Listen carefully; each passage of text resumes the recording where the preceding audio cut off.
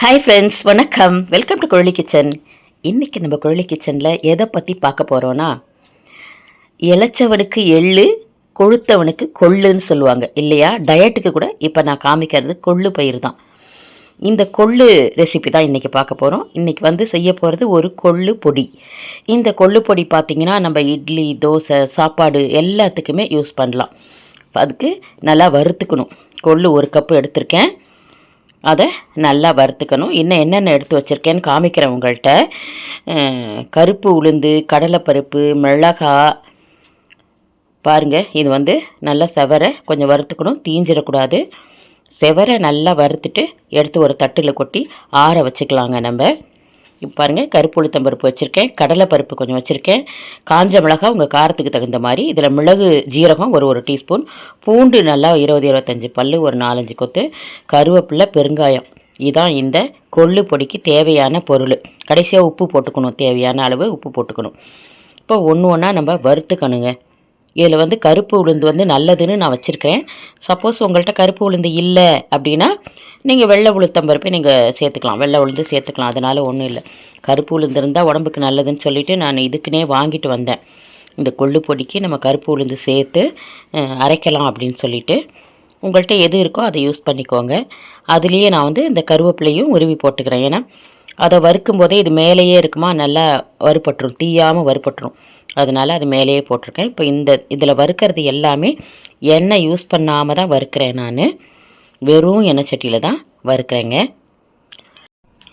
இப்போ கருப்பு உளுந்தும் வறுத்தாச்சுன்னா அதில் கருவேப்பிலை போட்டிருக்கேன், அவ்வளோதான். இது வறுபட்டுருச்சுன்னா நம்ம அந்த கொள்ளு வறுத்து வச்சுருக்கோம் இல்லையா, அதுலேயே கொட்டிக்கலாம். கொட்டிட்டு அடுத்து நம்ம கடலைப்பருப்பை கொட்டி வறுத்துக்கலாம். பாருங்கள், கடலைப்பருப்பு நல்லா கொஞ்சம் வறுக்கும் போதே இந்த மிளகாவும் அதில் போட்டு வறுத்துக்கலாம். பாருங்கள், மிளகாய் கூட தனியாக போட்டால் அந்த சட்டி சூடில் தீஞ்சு போயிடும். கொஞ்சம் பெரிய தட்டில் போட்டால் கொஞ்சம் ஆறும் இல்லையா, அதனால் நான் தட்டு மாற்றி கொட்டி வச்சுருக்கேன். இது கொஞ்சம் வறுபட்ட உடனே மிளகு, ஜீரகமும் அதில் போட்டுக்கிறேங்க. 1 டீஸ்பூன் மிளகு, 1 டீஸ்பூன் ஜீரகம் வச்சுருந்தேன். அதையும் போட்டு நல்லா வறுத்துக்கலாம். அதுலேயே இந்த மிளகாவையும் போட்டுக்கலாம். நல்லா அது தீயாமல் வறுபடும். அடியில் பருப்பு இருக்குது, அதுவும் வறுபட்டுரும். அந்த சூட்டில் இந்த மிளகாய் நல்லா வறுபட்டுரும், தீஞ்சு போகாது. அதனால் நான் அதிலே போட்டுக்கிட்டேன். இப்போ இது கொஞ்சம் வறுபட்டுருச்சுன்னா அதையும் எடுத்து நம்ம இதில் கொட்டிக்கலாங்க. வறுபட்டுடுச்சு நல்லா. கடலைப்பருப்பும் வறுபட்டுடுச்சு, மிளகு, ஜீரகம், இந்த மிளகாய் எல்லாம் வறுபட்டுடுச்சு. ஆறட்டும்னு வச்சுட்டு இந்த பூண்டு இருக்கு இல்லைங்களா, இதை நல்லா நசுக்கிக்கலாம். நசுக்கிக்கிட்டு இந்த வெறும் சட்டியிலே போட்டு வறுத்துக்கலாம். நம்ம எண்ணெய் தேவையில்லை. நல்லா நசுக்கிட்டு இந்த சட்டியிலே போட்டு நல்லா மொறுமொறுன்னு அதையும் கொஞ்சம் சூடில் நல்லா வறுத்துக்கலாம். வறுத்து போட்டுட்டு பெருங்காயம் சேர்த்துக்கணுங்க. பெருங்காயம், உப்பு, அவ்வளோதான். கொஞ்சம் ஆறின உடனே நம்ம மிக்சியில் போட்டு எல்லாத்தையும் அரைச்சிக்கலாம். இது வெறும் சட்டி சூட்லேயே நல்லா வறுபட்டுருங்க.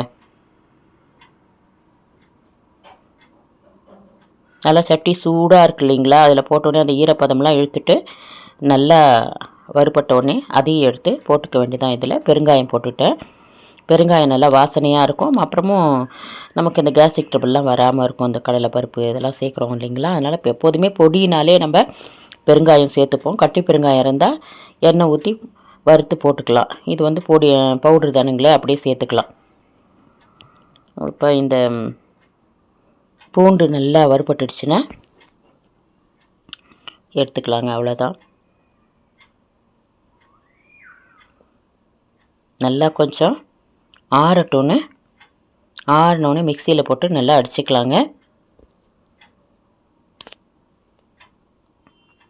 வறுபட்டுடுச்சு, ஸ்டவ் ஆஃப் பண்ணிவிட்டேன். அவ்வளோதாங்க கொள்ளு பொடிக்கு தேவையானது. உளுத்தம்பருப்பு, கடலைப்பருப்பு, மிளகாய், மிளகு, ஜீரகம், பெருங்காயம், உப்பு போடணும். அதில் இவ்வளோதான் நமக்கு தேவையானது. எல்லாமே போட்டாச்சு. நல்லா ஆறட்டுன்னு ஆற வச்சுட்டு மிக்சியில் எடுத்து போட்டுக்க வேண்டியதாங்க. ஃபஸ்ட்டு இந்த மிளகாலாம் போட்டுக்கலாம். மிளகாலாம் போட்டு கொஞ்சம் நல்லா அந்த பவுட்ரு ஆன உடனே அதுக்கப்புறம் எல்லாத்தையும் சேர்த்து அரைச்சிக்கலாம். ஏன்னா இது கொஞ்சம் திப்பியாக இருக்கும் இல்லையா, அதனால் ஃபஸ்ட்டு நான் மிளகாய் போட்டுக்கிட்டேன். சும்மா ஒரு 2 அடி அடிச்சுட்டு அதுக்கப்புறம் எல்லாத்தையும் சேர்த்து நம்ம அரைச்சிக்கலாம். இப்போ இது எல்லாமே வறுத்து வச்சுருக்கோம் இல்லைங்களா, இதில் உப்பு போட்டுட்டேன். தேவையான அளவு உப்பு போட்டுக்கிட்டு மிக்சியில் அடித்து எடுத்துகிட்டு வந்துடலாம். பாருங்கள், மிளகாவை ஒரு 2 அடி அடிச்சிட்டேன், அவ்வளோதாங்க. இந்த கொள்ளு பயிறு நம்ம சேர்த்துக்கிட்டோம்னா நமக்கு இந்த வயிறெல்லாம் குண்டாக இருக்கும் பாருங்கள், ஃபேட் அதிகமாக இருக்கிறதெல்லாம் கொஞ்சம் கொஞ்சமாக குறையும். அதனால் நம்ம கொள்ளு ரசம், உங்களுக்கு அதுக்கே ரெசிபி போட்டிருப்பேன். கொள்ளு சுண்டல் போட்டிருக்கேன், கொள்ளு ரசம் போட்டிருக்கேன், இப்போ கொள்ளு பொடி போட்டிருக்கேன். இதெல்லாம் வந்து நம்ம சாப்பாட்டில் சேர்த்துக்கிறது நல்லது. டயட்டுக்கு வந்து இங்கே நைட் ஃபுல்லாக ஊற வச்சுட்டு மறுநாள் வந்து அப்படியே ஃப்ரிட்ஜில் வச்சிங்கன்னா, இல்லை அப்படியே வெளியில் ஒரு துணியில் கட்டி வச்சிங்கன்னா கூட முளை கட்டிடும். அப்படியே எடுத்து சாப்பிட்லாம். நம்ம ஒரு நாளைக்கு அந்த முளை கட்டை வச்சுட்டு அதுக்கப்புறம் குழம்பு வைக்கலாம். இது பாருங்கள், இப்போ வந்து பொடி ரெடி ஆகிடுச்சு. இப்போ சாப்பாடில் கொள்ளு பொடியை போட்டு நல்லெண்ணெய் ஊற்றி பசைஞ்சு சாப்பிட்ணுங்க. நல்லா சூடான சாப்பாடில் கொள்ளு பொடி போட்டு நல்லெண்ணெய் ஊற்றி சாப்பிட்டா அவ்வளோ அருமையாக இருக்குதுங்க. செஞ்சு சாப்பிட்டு பாருங்கள், உங்களுக்கே ரொம்ப பிடிக்கும். குழம்பு இல்லாதப்போ, எதுவுமே இல்லாதப்போ டக்குன்னு இந்த கொள்ளு பொடியை போட்டு பசைஞ்சு சாப்பிடலாம். ஒரு அப்பளம் இருந்தால் போதும், இல்லை அப்பளமே தேவையில்லை, அப்படியே சாப்பிடலாம். இல்லை நம்ம தொட்டுக்கையாக கூட சாப்பிட்லாம், தயிர் சாதத்துக்கு, ரசம் சாதத்துக்கெல்லாம்.